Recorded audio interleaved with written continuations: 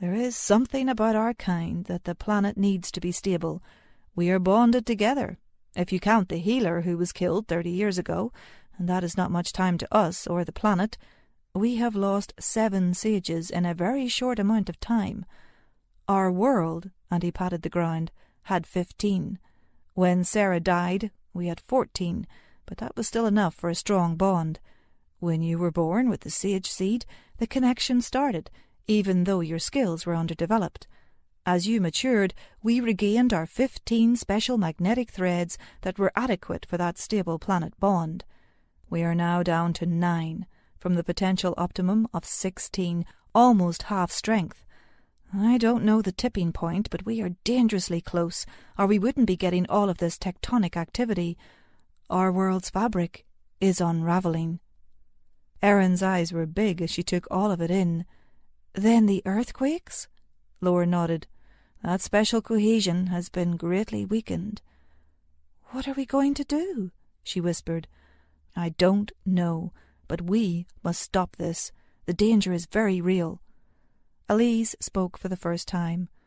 "Laura is being very honest with you. We don't know any more than what he shared.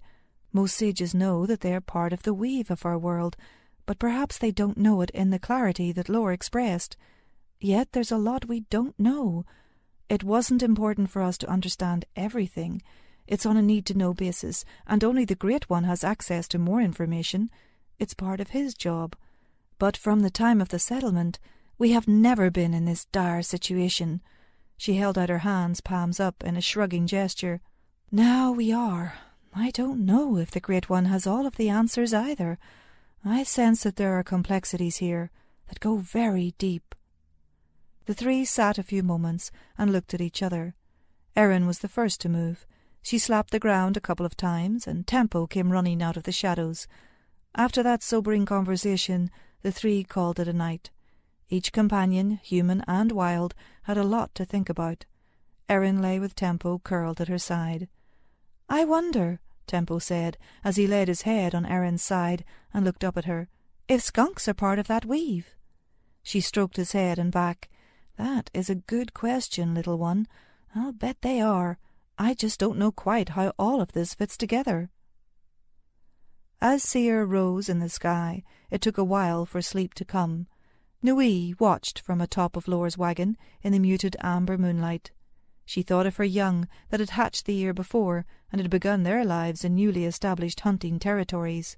Everyone on this world was affected by the actions of these few men who threatened Erin and Ree. She was determined to give Erin any help she could, and agreed with Laura's words. The danger was very real.